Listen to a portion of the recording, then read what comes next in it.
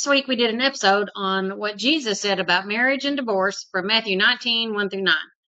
Before that, we have been talking about what marriage is and what marriage is not. We have also been talking about mutual submission and mutual love from both husband and wife in a marriage. This episode is for those of you out there who are struggling in your marriage and are desperately seeking some help. Yes, today we want to give you some helpful advice that you can use to better your marriage. And hopefully, after hearing our episode and watching us today, you get tools to help you save your marriage before it's too late. So stay tuned. We talk a lot about what the Bible says about marriage, the roles of the husband and wife. You know, husband submits, or the wife submits to the husband. Well, we believe the equal submission. But the Bible says wives should submit to their husband like the church does to Christ, and the husband should love the wife like Christ does the church. And I know you might think, well, y'all make it sound so easy, but I know it ain't sometimes it's not as easy as it seems, and we get it. But if you're struggling in your marriage, guess what? We struggle too. We understand. You might think, well, that's pretty bad. Like, well, try us. We understand what you're going through. If you're in a bad spot in your marriage, if you're looking for hope, this episode's for you. Before we started doing these YouTube videos, we were at a tough point in our marriage. We weren't at the point of divorce, but we weren't thriving either. We had been argumentative with each other at times. At times, we're like two different people living in the same place, together but separate. Mm-hmm. We were not dealing with trust issues. Neither one of us has been. No. We were just drifting apart. Yeah. At the Family Life Weekend to Remember, they stated that no marriage is stagnant. Right. You're either drifting towards isolation or you're drifting towards oneness. We were drifting towards isolation, but we got help. Joey enrolled us in a Family Life Weekend to Remember marriage conference, and that changed our marriage for the better. After that, we started listening to marriage podcasts together, reading marriage devotions, reading books on marriage. We were doing everything we could to make our marriage better. Yeah. Our marriage is not perfect, but it's much, much better than it was 2 years ago. Yeah. FierceMarriage.com. That's the one you need to start listening to. Ryan and Selena Frederick. Before I go on, let me just throw that out there. They are wonderful. They're great. I hope you listen to us too, but if you had to listen to one podcast, I only got time for one. Ryan and Selena Frederick, Fierce Marriage. So in this episode, we want to give you some insight to things that we've done to help our marriage become stronger. We don't have the perfect marriage, and we don't expect you to have the perfect marriage either. But we know that problems do arise, and sometimes you don't know how to deal with these problems. The problems just build up and build up and build up, and then you get overwhelmed. And you think, we're in trouble. We can't solve our problems, and it seems like that our marriage is falling apart. We need help. So I'm going to make a disclaimer first. So I know that there's some people out there that are probably really hurting, probably in some serious, tough spots. If you're dealing with ongoing adultery, your spouse is committing adultery, having an affair, and they won't stop. You need to seek help outside of this video. If to give you a little advice, if you or somebody else, your spouse, had an affair, and you know what, they repent. My spouse is no longer having an affair. What should I do? If they're sorrowful and they want to be forgiven, I would offer them forgiveness. That's what God wants you to do. But it's going to have to be a long process of recovery, right? Mm-hmm. You can't just snap your finger. Okay, I'm glad you're not cheating no more. Then let's go and have a good time. You have to build up trust, but it's worth doing. I would say if your spouse was having an affair on you and they want to be forgiven, they said, I'm not doing this anymore. I've learned my lesson. I think God wants you to restore that marriage and not get divorced. Do you agree? Mm-hmm. Right. So, and also, if you're dealing with abuse, physical abuse, if you're a wife and your husband abusing you, if he's hitting you, I would say call the cops.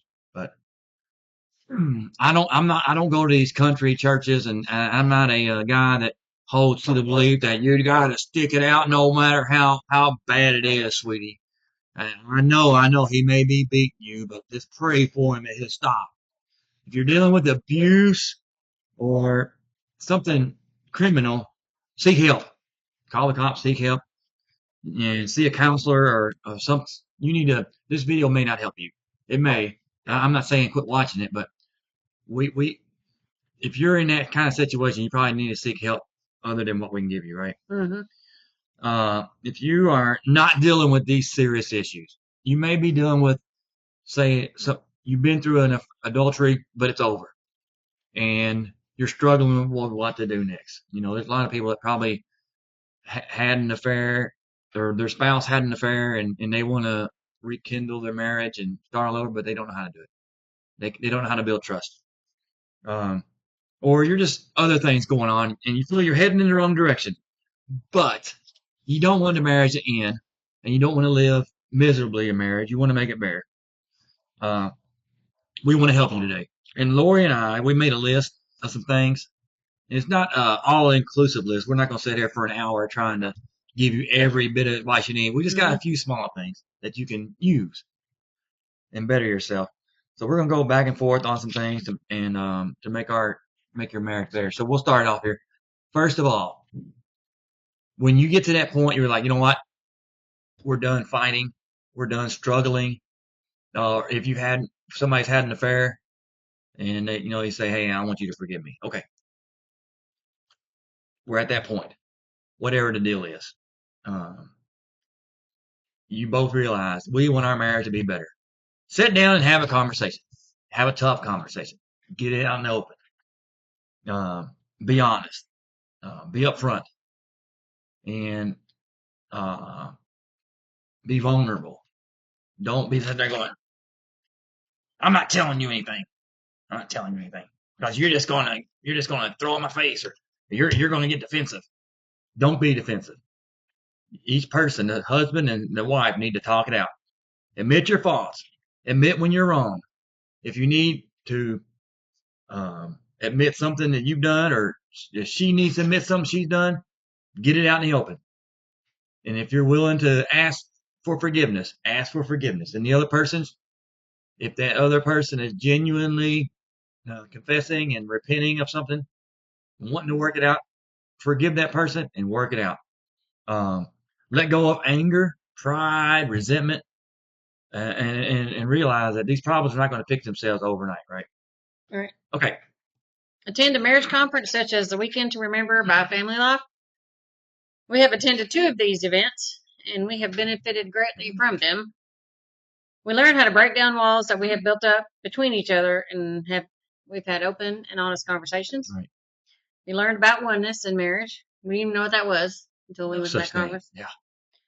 They set aside time for you and your spouse to discuss what you have learned and have serious one-on-one discussions. So Saturday you have this, you do the conference in the morning, and then at night you have like a date night. So you have plenty of time to talk and have your date or whatever. But it's not like you're sitting in a conference from 8 o'clock in the morning until 10 o'clock at night. They give you time to have conversations. So that was really beneficial. When you're talking about, we're talking about a certain topic, fighting. All right, now, controlling your anger. So now I want you guys, we're going to give you 15 minutes talking about control your anger. You say, okay. Yeah. And you got to talk about it. Yep. Or sexual intimacy. Okay, you get 15 minutes here. Talk about it.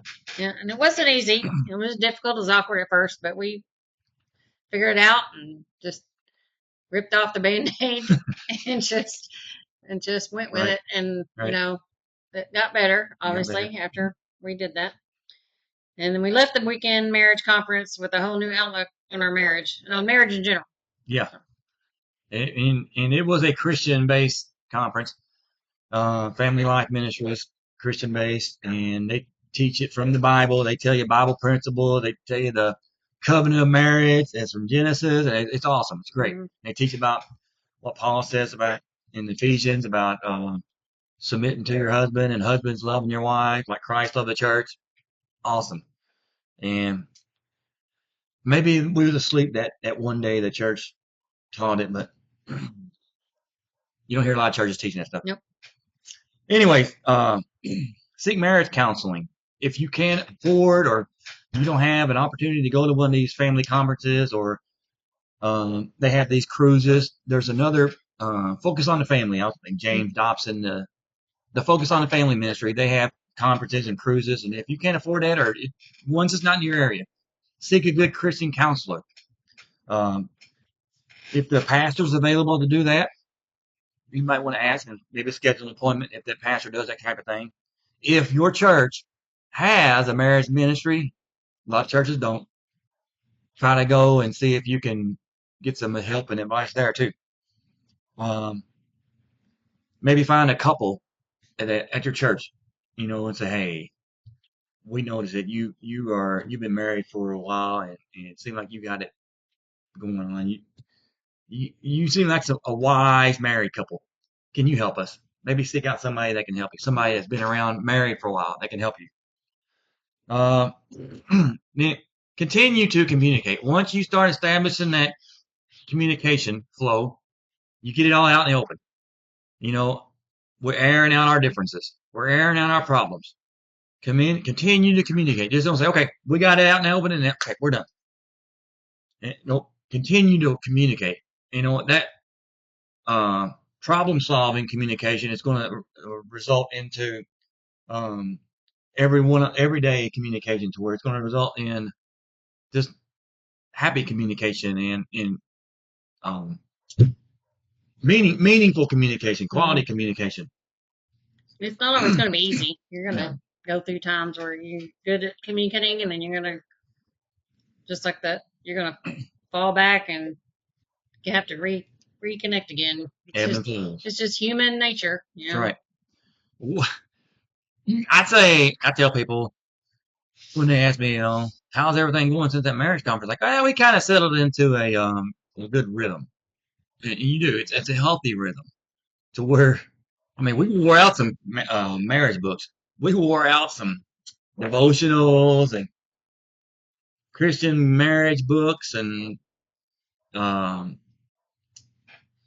books from Ryan and Selena Frederick, the 30-day challenges, praying for your husband and praying for your wife and pursuing your husband and pursuing your wife. We wore them out for about 6 months and we gained all that knowledge.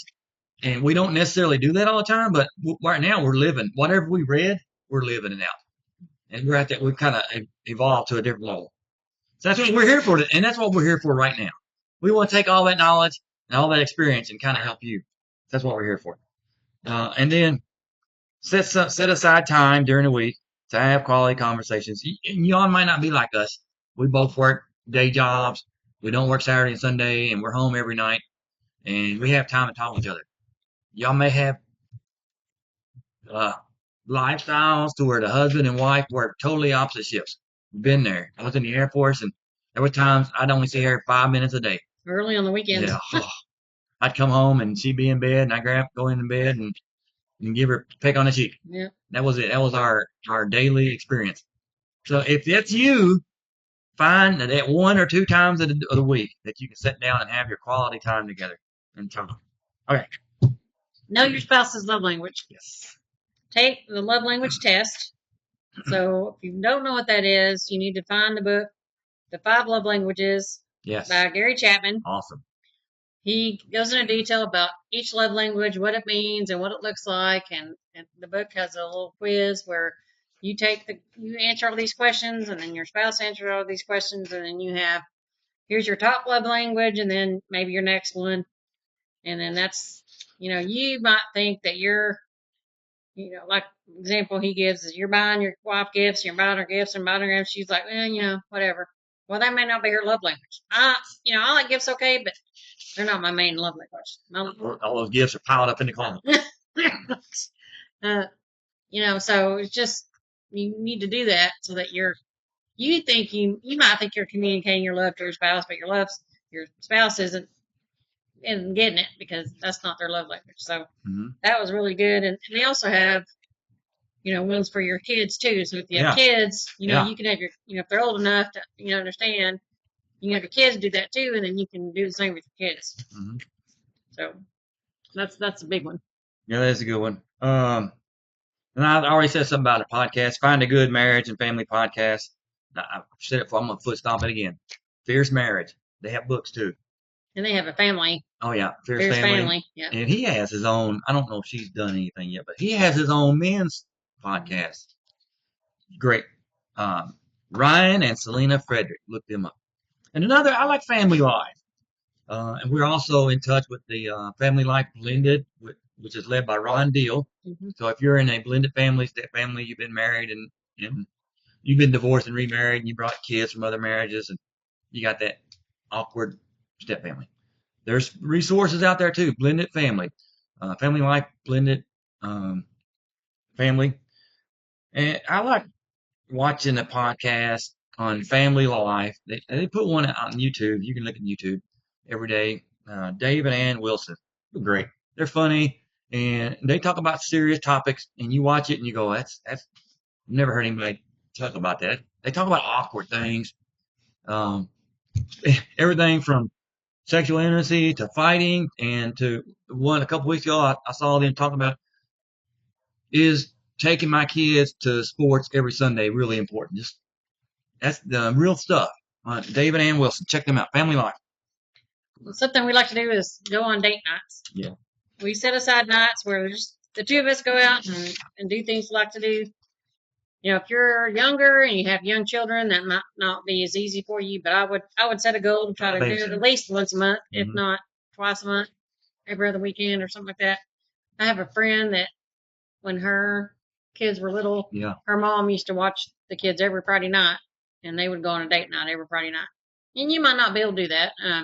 My parents passed early, so I didn't have that option. But if you know somebody or trust somebody to watch your kids for you, at least a couple times a month, it's good just to go out and reconnect. And, our kids are grown, so, we do old people stuff like go out to eat, go to the bookstore and get coffee, look around, look at books. And, we have our favorite little weekend vacation places we like to go to.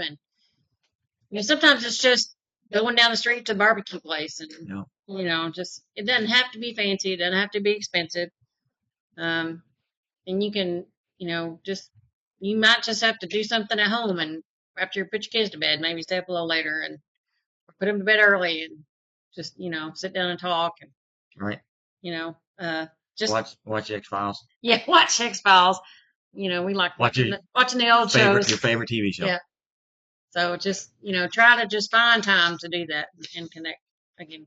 Something that we've been doing lately that I think is fun is they opened up a brand new Starbucks a mile and a half down the street. Yeah, bad. And usually Thursday is the night that neither one of us have anything going on. So after dinner around 7:30, we'll drive down there and we'll walk in holding hands to the Starbucks. Mm-hmm. And them teenage girls just go, yeah, we're their favorite couple. They know exactly what we're getting too. If I get anything different, they're like, "Oh, you're not getting your such and such shot." I'm pretty sure when we walk in there, they're probably thinking that is a great couple, and they probably think, "Look at them, I want to be like them." I hope they think that. I hope they think I want to be like them one day. I really like that couple because they just smile when they see us coming there. When we go to that one guy, when we go to church on Sunday, we walk in holding hands. Yeah. He's always like, "That's the happiest couple in the church." Right. I'm thinking, always holding hands. I'm thinking, why ain't everybody else doing it? We shouldn't be the only couple in church holding hands. But anyway, don't want to get started on it. All right. So after you have started climbing that mountain or conquering that mountain of marital problems, and you have tackled the sexual intimacy part, that's a mountain. And when you tackle it and you're over it, and it's awkward. It is. You got to talk about it, and you got to get everything out in the open, especially if you've been married before. Because when you bring baggage, not just the woman, it's the man too. Everybody's got different experiences, and you bring that into your new marriage, and you got to talk about it. You can't just think that, well, it's just going to be all right. It's brand new. We're just going to start all over. I'm just going to clear my mind of all that. It's going to be all right. It ain't going to work like that. You got to talk it out. Well, this is what happened in the past, and here's the problems I have. And you go, oh, well, here's the problems I have. You go, oh, okay. You got to work it out. And once it starts getting better, it's going to be like, it was kind of like, second honeymoon again. Mm-hmm. You're going to have that new, exciting period, and excitement's going to kind of become reality. Like everyday life sets in. And so what we have, I don't know what, I think we read this in a book or It something. was either it was a Ryan and Selena Frederick Yeah, book, maybe, yeah. or one of their On a podcasts, maybe. podcast, I starting think a we read it in schedule, 2 different books, actually. about starting a schedule, and people think, I don't tell everybody this. We don't say much about this, and it is kind of private, but we got our little pocket calendars or our phones, and we would put a symbol on the calendar for the nights that we're going to be physically intimate. You might think, that's crazy, or something like, yeah, that's great. But it took a while to get there, and that was a good start for us. And like I said, now we're at a different level now. But and then be spontaneous. You don't always have to be, okay, today's the day. Okay, all right, here we go. Be spontaneous. Just spice it up a little bit sometimes. Um, anyways, and I'm gonna let her talk about this because she's really good about talking about this. But the Fredericks call it simmering. It's kind of like the whole boiling water. I can't just come back from the golf course and being gone all night with the boys and come home and go, all right, babe, let's go. Yeah, I can't just microwave her and get her going. You got to simmer. Sometimes it takes 3 or 4 days to get the romantic juices going. I guess what you call it. So talk about that whole non-sexual touch thing. Well, if the only time you hold hands with your wife is on that night, but you're expecting something, Mm-hmm. not gonna work. Mm-hmm. The only time you sit by her on the couch is that night, not gonna work. The only time you kiss her is, when you're expecting something, it's not gonna work. You got to do those things regularly, like we were talking about, holding hands walking up to the church, holding hands walking into the restaurant, and sitting next to your spouse on the couch when you're watching a show and you're not expecting anything. You're just spending time together, and that's the physical touch part. You don't it doesn't have to be sexual. You can just be sitting next to each other, hand on the knee or arm around or whatever, just sitting there enjoying company with your spouse. Kiss more. I don't remember if that was Ryan and Selena Frederick where we saw it somewhere else, but it was like the 15-second kiss. 15-second That's them. kiss. That's Ryan and Selena Frederick. Just a kiss in the morning. That's more than a peck. Mm-hmm. They're not sexual. It's not leading to anything. It's just connection. And hugging. I think the hug kind of fell into that too. Mm-hmm. Just a longer hug to get the oxytocin going Right. and feel good hormones. And it's hard to do that when you're just getting a peck or a quick, okay, see you later. Yeah. We need those things. Those things help lead up to, when you want to be physically intimate, and you feel, especially for women, it builds a connection. It builds a connection. It builds an everyday connection. And you feel like your husband loves you more than just when you want something. Because with women, if you feel like your husband only wants to pay attention to you when he's in the mood, then you're like, nope. You might give in and let it happen, but you're not really with it. You're not really enjoying it because you're just like, well, I'm just. This is the the only time he wants to spend time with me. But I don't know. I'll let you finish a minute. But I just thought about this. If couples do that, holding hands often and hugging often, and like we walking around holding hands, and if couples would do that on a daily basis, it could eliminate all the other frustrations. Mm-hmm. It could, kind of not. It won't cure everything, but being frustrated over everything, that could. It'll definitely get you closer together. It creates that physical connection. I'm holding her hand. I put my arm around her, and hey, I told her when we first started doing this, I'm holding her hand. I'm doing that 15-second kiss. I think teenagers don't need to be doing this. Mm-hmm. This is something for married people only. Just holding her hand. That creates the bond. The oxytocin, and what get you tingling. Mm-hmm. I'm like, them teenagers don't need to be doing that. Okay. Yeah, the only other thing was greeting each other. Yes. When you get home from work, or when you get up in the morning, I don't know if you have this on here, but we go to bed together every night. Every night. Used to, before the conferences, he would go to bed first, and I would stay up, and for no reason, just because, honestly, I was dreading going to school the next day, so I just stayed up because I didn't want to go to bed. after the marriage conference, we decided we would just go to bed together at the same time, Now we just do it. and we just do it. It's And we been just 22 months, and we Yep. just still do it. and It's going on 2 years. just because we want to go to bed at the same time, and we might watch a TV show or play on the phone or And, just sit with his arm around me or hey, something. look, and you know what? And we're gonna. This is an adult program. I don't. If there's kids watching this, might want to shield them a minute, but we're not physically intimate every night. No. But we're not 5 feet apart on the bed either. Mm-hmm. We're connected in the bed too. There's that non-sexual touch. I might, put our arm around her, or we're close to each other. We might. I might sit there and I'm looking her face to face. We're talking about things at the end of the night. But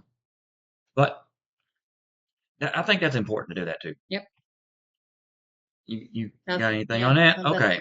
Next one I had is spend quality time together. We talked about some of that already, but I think the whole quality time is for mainly for, well, it could be for the wife too. Both spouses have to sacrifice some of the things that they put in place of the other spouse. It could be your job. You may go to work early and stay late, not because the work needs you, but simply because you just want to be there, and you don't realize that you spending that extra time at work when you really don't need to, that takes away from the quality time with your wife and your family. Now, hey, I get it.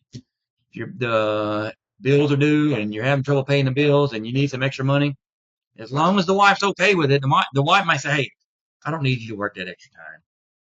We'll be okay. We'll just sit out on the McDonald's or whatever. Mm-hmm. We don't need to go to the Olive Garden this weekend. You don't need you working overtime 2 hours every day. And don't be out with your friends all the time, sacrifice, you're losing time at home. When you demonstrate that you're willing to put your spouse in place of your own needs, your spouse's needs and their desires in place of your own desires, and that your time together is more important than with other things, your hobbies, or maybe working out in the garage, or I don't know, hunting and fishing. And I might make people mad at me, but hunting and fishing shouldn't take place over your spouse. So that's that. All right, next topic. Demonstrate appreciation for each other. So send surprise messages to each other, text messages. Yeah. You're leaving a post-it note somewhere where your spouse can find it. Mm-hmm. Give each other cards or letters from time to time. He just gave me one today, just for no reason. Ask each other how their day is going. So I always try to ask, how's work today? And he's like, how's school today? And, nothing crazy happened, or this crazy thing happened, or, just show interest in the other person. And I'm really bad about thanking him for all the stuff he does for our family. So sometimes I'll get a card from him or something and just unload. And thank you for doing this and this and this and this. But, I try to do that. Not have to go too long without. All right, let me give you a tip for the husbands out there, or maybe the wives, that people that have a spouse that's not, what do you call it? Overly expressive. Know how they express their gratitude. They may not do it with words. They may have subtle ways of doing it. And I've learned how to learn her subtle ways of expressing her gratitude towards me. And I'm like, okay, yeah, good, all right. That kind of goes along with the love language thing. Yeah.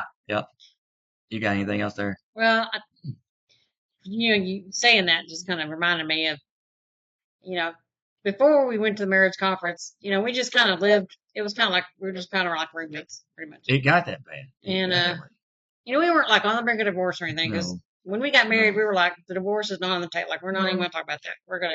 This is it. But we don't want to be miserable. We don't want to be miserable. No. Yeah. But he's learned to kind of read. He's been more intentional about paying attention to me and my moods, my nonverbals, whatever that is. And he's learned to read me and kind of know when I'm stressed out or know when I'm worried about something, or Before if he did, he never said anything about it. But now he'll be like, what, are you worried about something? Or because he can kind of tell. Sometimes she'll be like, I need to act like I'm not. I didn't want him to catch that. I'm like, I know. I can. Hey, there's something wrong with you. What's going on? And she'll tell me. All right. That's it. Okay. And this next one, this is going to be our last one, and then we're going to summarize what we've said here. And you can help me with this one because we talk about this a lot, and this really bugs me. Don't be flirty. Well, let me don't. We'll talk about it in a minute. One more thing. You talk about this one. Don't criticize your spouse in front of other people. Don't do that. Yeah. Whether you're mad at them or not, don't show your anger and criticism to others. It's just it's just a pet peeve of mine when women get on Facebook and, can you believe this is what my husband did today? Can you believe he did that? Blah blah blah. I hate that. And even when if he did something that just really made me mad, I'm not going to get on Facebook and go, this is what Joey did today. Blah blah blah blah. Yeah. I'm not doing that. Or you're at an event and one wife is not there yet, and the event's 30 minutes. We've been waiting for the event to start, and then finally she shows. Oh, finally here she is. He's dragging the kids, and looks like she's half dressed, and I'm thinking, seems like she just had a rough time with the kids by herself. But anyway, okay, don't be flirty. Let me get back to that. Don't be flirty with other people. Just don't do it. I don't go around hugging women. And it's not that I'm afraid of what's going to happen. Is number one, it just looks bad when grown men are hugging women same age or younger or close to the same age. Or the only one I'll hug is some 85-year-old lady. Usually they come running for, hey, I'm like, okay, here comes Miss So and So, 85-year-old lady. You just got to. But especially women, it's mainly a men thing, but women too. You might need to hear this. Don't be hugging a bunch of men. It's just not appropriate, especially if you're married. And men, don't be hugging young girls. Don't be hugging people. Don't be flirting with people. Don't even joking around. None of that's good. Don't have inappropriate friends. I don't need to be texting a woman, other than if it's a woman at work saying, I need you to come in, somebody's here to fix, they want something fixed. Okay, I'll be there, Miss, so-and-so, office lady, or, some school teacher man says, hey, I need you to cover this class for me.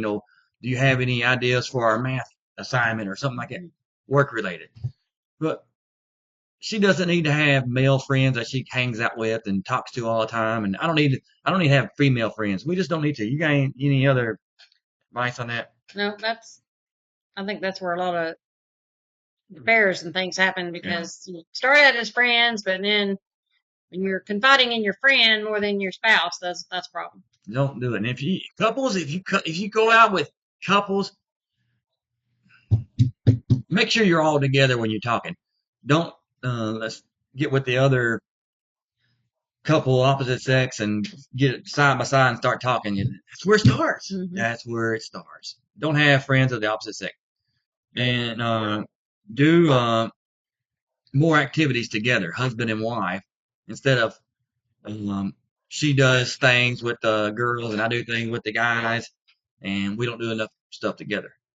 I'm not saying that she can't go out with the girls and do things, and she doesn't get upset if I go out and do things with some people at work or whatever, but it shouldn't be an all the time thing to where I do more with the guys than I do with her. Yeah. Anything to add to that? Okay, so we're going to talk about a couple more things and we're going to wrap it up. So I got a question for Lori, then she's going to have one for me. What are some specific things a wife can do, just for a wife's perspective, that can help her marriage and help save a marriage? Well, one thing I've kind of talked about already a little bit is to show respect and appreciation for and to your husband. If if you don't know how, again, this kind of goes back to the love language thing. If you don't know how your husband receives appreciation, or if you want to know how to show your husband appreciation and how to show him respect, if you don't know, just ask him. Now, if you're not sure how he receives that, then ask him. Do you want me to just tell you? Do you, how do you want me to show my appreciation for things that you do? And another thing is, if you're somebody that nags your husband all the time, stop. Yeah. Don't constantly criticize, and that's, I think that's that Dave and Ann Wilson that you talk about. They did a little video showing Great. Like a plant, and the wife she's got some the hedge clippers, and Yeah, she's that's a like, good one. you didn't do the dishes right. Yeah. Snip. Yeah. Why don't you Snipping ever mow away. the yard? Snip. Snipping away. Why, it's all cutting him up. just cutting over in him the up. tree. And so if you are somebody that's constantly negative, then you need to be more intentional about finding the positive things. Neither spouse is ever going to be perfect. You're going to live together. You're going to get on each other's nerves. It's just natural. But you can find ways to see what he's doing that's right, see what he's doing that's good, see what he's doing that's benefiting the family, benefiting your relationship, and tell him, show him appreciation for that. And once you start doing that, I think that oxytocin is going to kick in. It's going to feel good. Yes. And you're going to want to do it more. Yes. And I think human nature is just easier for us to just be negative. But if you really want to better your marriage, then you need to work on being more positive. And I think women are worse at nagging than men are. So that's the one thing I was thinking, I said that. Yes, I did. I said it. So I think that's one thing probably wives that's one thing you can work on. If you just want to work on one thing, check yourself and say, okay, do I nag him all the time? I'm always critical about things, and stop if you are. Yeah. And if you got a wife that does that, that's at that level, she's not nagging, and you're going to realize, you're like, you know what, I've been doing a bunch of stupid stuff, and she ain't said anything. She's just sitting there, just ignoring it. I'm thinking, wow, she's a saint. Okay. That was it. And just, and then start trying to be more positive. Look for the positive and compliment him and show him appreciation for the positive things. All right. So what are some things a husband can do to save or better their marriage? Oh, I'm glad you asked. Be more understanding. That's where be more understanding. This something that she's kind of had to help me learn is that whole conversation thing. Is she comes home and she's upset about something, don't try to solve her problems, don't try to fix it, and they're like, what's wrong with you? Hey, just get over it. It'll be all right. Don't worry about it. Yeah, I was gonna say, don't say it. It'll be all right. It'll be all right. Just be more okay. What's going on?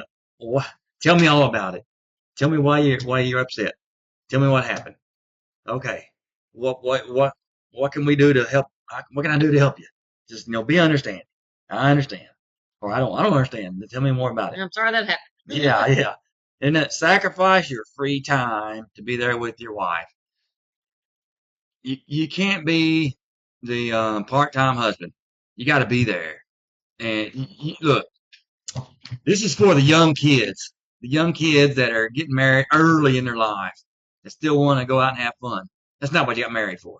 You got married to be with your wife and then your kids and your family unit.